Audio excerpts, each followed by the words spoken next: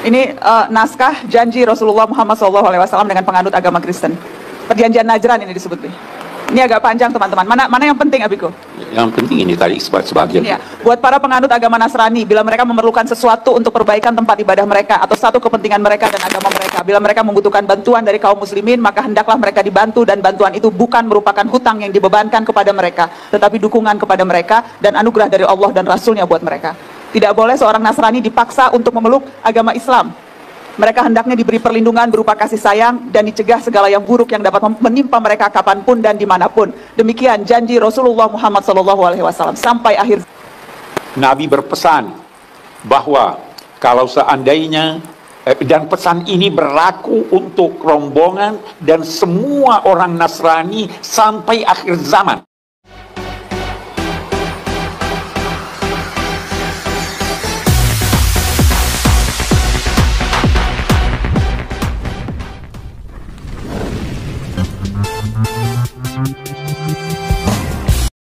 Shalom teman-teman, apa kabar kita semuanya? Saya percaya dan saya selalu berdoa agar kabar kita selalu baik-baik saja. Puji Tuhan untuk itu.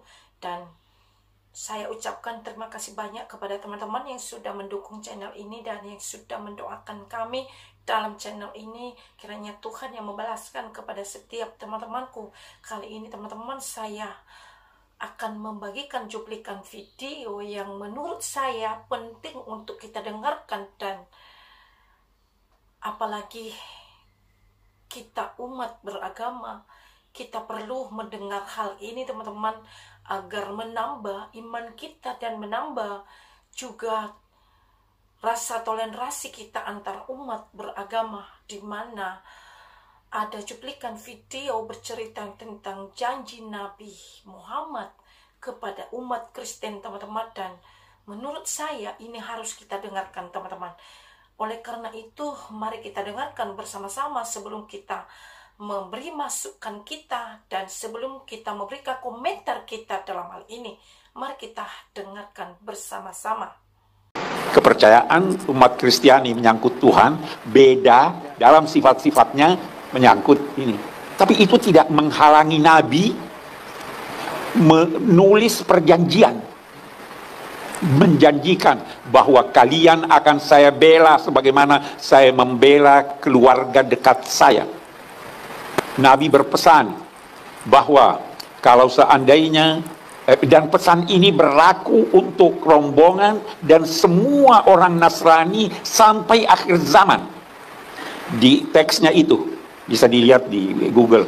Teksnya itu berkata apa? Kalau umat Kristiani membutuhkan sesuatu untuk kebutuhan agama mereka atau ingin merenovasi gereja-gereja mereka, hendaklah mereka dibantu bukan berupa hutang, tapi pemberian.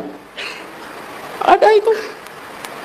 Kalau seandainya ada seorang muslim yang ingin menikahi seorang wanita Nasrania, maka dia boleh menikahinya dengan syarat tidak memaksanya dan dengan syarat harus seizin keluarganya. Dan kalau dia telah menikah, maka tidak boleh diganggu-gugat ajaran agamanya. Dia dipersilahkan untuk melaksanakan ajaran agamanya. Itu yang diajarkan Nabi Sampai akhir zaman. sampai akhir zaman, sampai sekarang dan yang akan datang. Abi membawa itu, teksnya tadi nah, lihat. Ada bawa teksnya. Perjanjian. Ini naskah janji Rasulullah Muhammad SAW dengan penganut agama Kristen. Perjanjian Najran ini disebut. Ini agak panjang teman-teman. Mana yang penting Abiko? Yang penting ini tadi sebagian. Ya, buat para penganut agama Nasrani, bila mereka memerlukan sesuatu untuk perbaikan tempat ibadah mereka atau satu kepentingan mereka dan agama mereka, bila mereka membutuhkan bantuan dari kaum muslimin, maka hendaklah mereka dibantu, dan bantuan itu bukan merupakan hutang yang dibebankan kepada mereka, tetapi dukungan kepada mereka dan anugerah dari Allah dan Rasulnya buat mereka.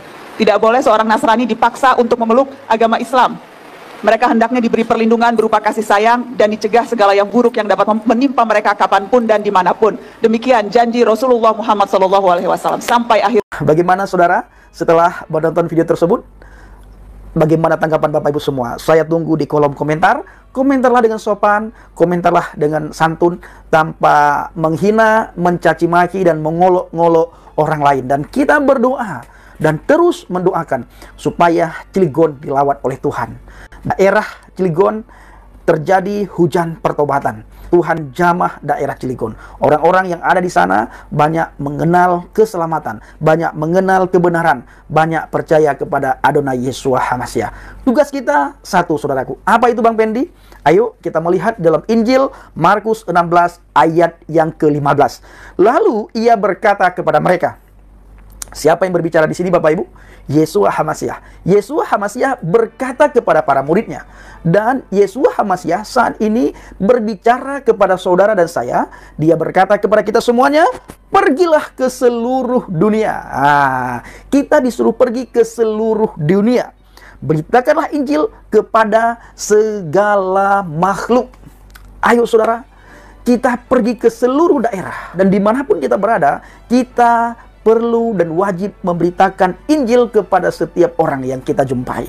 Setidaknya kalau kita belum berani memberitakan Injil, kita menjadi saksi HaMashiach bagi mereka yang tinggal dalam kegelapan. Kita menjadi saksi Kristus bagi mereka yang tinggal di dalam ikatan agama, agar roh agama itu lepas daripada mereka, Bapak Ibu. Maka dari itu, Yeshua HaMashiach perintahkan saudara dan saya supaya kita pergi memberitakan Injil kepada semua makhluk. Memberitakan Injil kepada semua orang. Hanya Injil yang bisa mengubah hati kita, yang bisa mengubah pola pikir kita, dan yang bisa mengubah tutur kata kita. Kalau dulunya hidup saya, Bapak Ibu, hidup dalam tidak karu-karuan. Begitu saya mengenal HaMashiach, hidup mulai teratur, dan tambah hari tambah teratur, saudara. Padahal, sebagaimana saudara ketahui, saya dulu benci kepada Yesus Kristus. Saya tidak senang dengan kekristenan. Saya tidak senang dengan orang Kristen, apalagi dengan gereja. Saya benci sekali dengan gereja. Tetapi suatu hari, Yesus jamah saya. Yesus perkenalkan diri kepada saya lewat Yohanes 14 ayat yang ke-6. Akulah jalan kebenaran dan hidup. Tidak ada seorang pun yang bisa datang kepada Bapa kalau tidak melalui aku. Melalui Yohanes 14 ayat 6 ini, saya melihat pribadi Yesus, pribadi yang luar biasa. Pribadi yang berbeda yang saya dengar dari para ustadz dan ustazah saya waktu saya masih berada dalam agama Islam. Di mana ustadz dan ustazah pernah berkata kepada saya, kalau Yesus Kristus itu bukan Tuhan, dia hanya Nabi dan dia Rasul. Bahkan dia tidak mati disalib sebagaimana yang dituduhkan oleh orang Kristen. Itu tuduhan tanpa dasar, tuduhan tanpa bukti. Saya telan mentah-mentah. Saya percaya benar kalau Yesus Kristus itu tidak mati disalib. Saya sangat percaya juga kalau dia hanya sebatas Nabi dan Rasul, bukan Tuhan. Ternyata setelah saya beriman, percaya, bertakwa kepada Injil, Injil mengubah pola pikir saya. Injil mengubah hati saya. Dan di dalam hati saya ada nur Injil. Sebagaimana dikatakan oleh kitab saya yang lama. Kalau di dalam Injil itu ada nurun linnas. Dalam Injil itu ada cahaya bagi manusia. Ketika cahaya Injil itu berada dalam hati saya baru bisa melihat bagaimana Injil ini. Saya baru bisa melihat bagaimana sosok pribadi Yesus.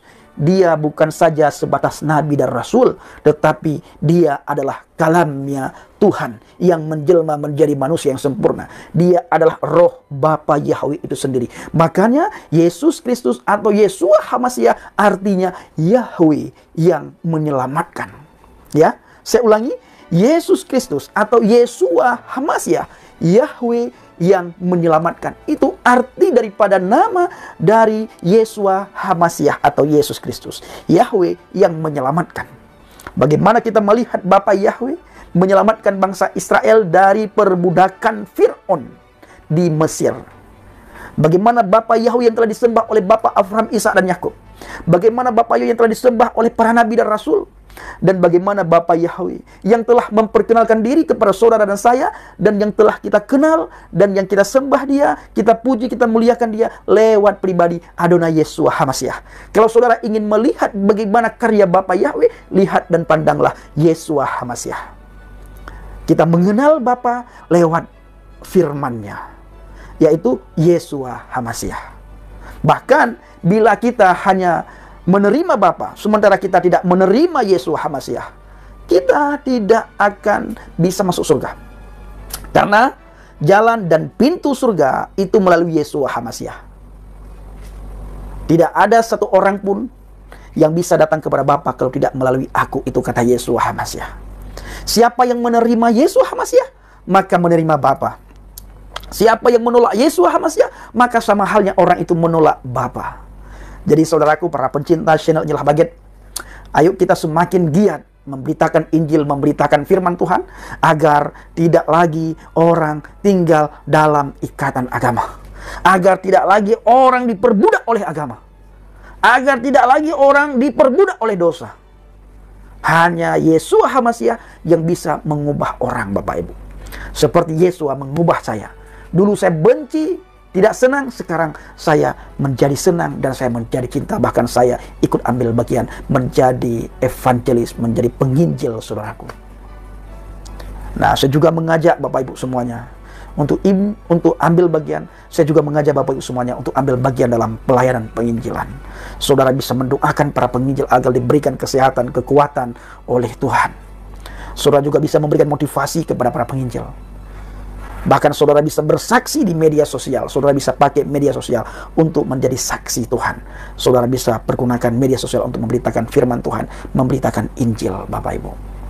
Jadi saudaraku, para pencinta channel Nyelah Baget, sebagaimana yang saya katakan tadi, kiranya cuplikan video tentang pembahasan yang disampaikan oleh Bapak Quraisy Shihab bisa mencerahkan muslim-muslim yang ada di Cilegon. Bahkan bisa mencerahkan wali kota, wakil wali kota yang ada di sana, dan alim ulama yang ada di Cilegon. Bagaimana sejarahnya dulu yang sudah diuraikan oleh Quraisy Shihab tadi. Ya teman-teman, itulah dia cuplikan video yang sangat luar biasa.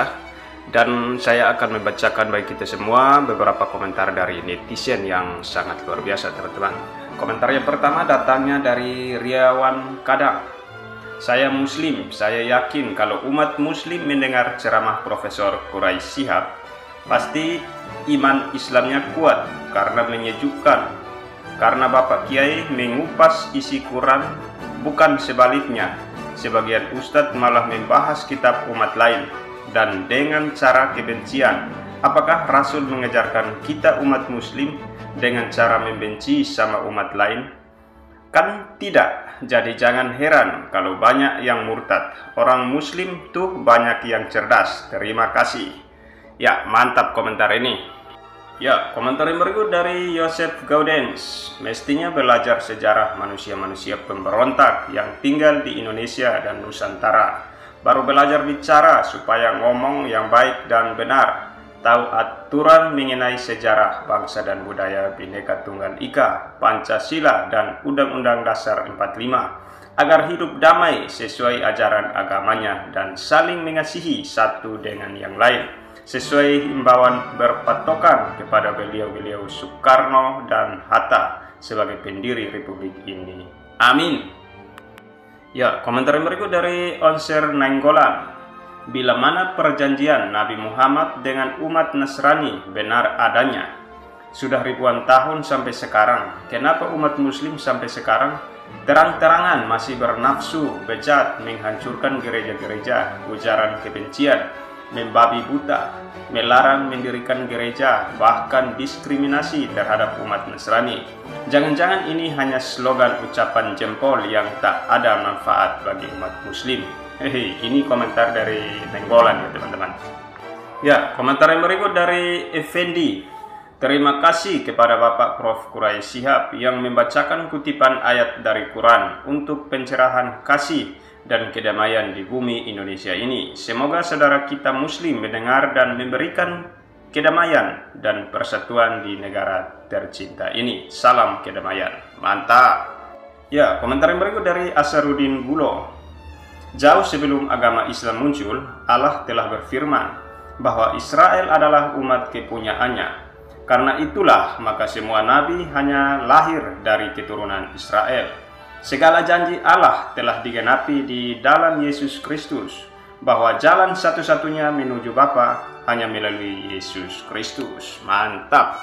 Oke teman-teman, sampai di sini saja ya saya baca komentarnya, dan bagaimana tanggapan saudara sekalian setelah melihat tayangan ini. Silahkan tulis tanggapan kalian di kolom komentar dan berkomentarlah dengan bijak, dengan mengedukasi agar saudara kita yang menonton video ini dan membaca komentar kalian dapat menjadi berkat bagi mereka. Ya teman-teman, sampai di sini saja video ini. Semoga bermanfaat ya. Salam. Jadi itulah dia teman-teman, kita sudah mendengarkan dan kita sudah menyaksikan apa pendapat kalian dan bagaimana menurut kalian. Dan tadi sudah dijelaskan oleh Bang Fendi dan saya rasa sudah cukup jelas penjelasan dari Bang Fendi dan saya tidak banyak bercerita lagi. Dan mari teman-teman berikan komentar yang membangun kita bersama dan berikan masukan dalam hal ini, baik dari agama Kristen maupun dari agama Muslim. Mari teman-teman berikan komentar kalian dalam hal ini. Jadi itulah dia teman-teman yang saya bisa bagikan kali ini. Kiranya video ini dapat memberkati rohani kita dan bermanfaat bagi kita, dan kiranya kita juga semakin menjadi umat yang layak bagi Tuhan, dan kiranya juga di mana-mana jiwa-jiwa dapat dimenangkan bagi Tuhan. Sampai jumpa di video yang berikutnya. Tuhan Yesus memberkati kita semuanya. Shalom.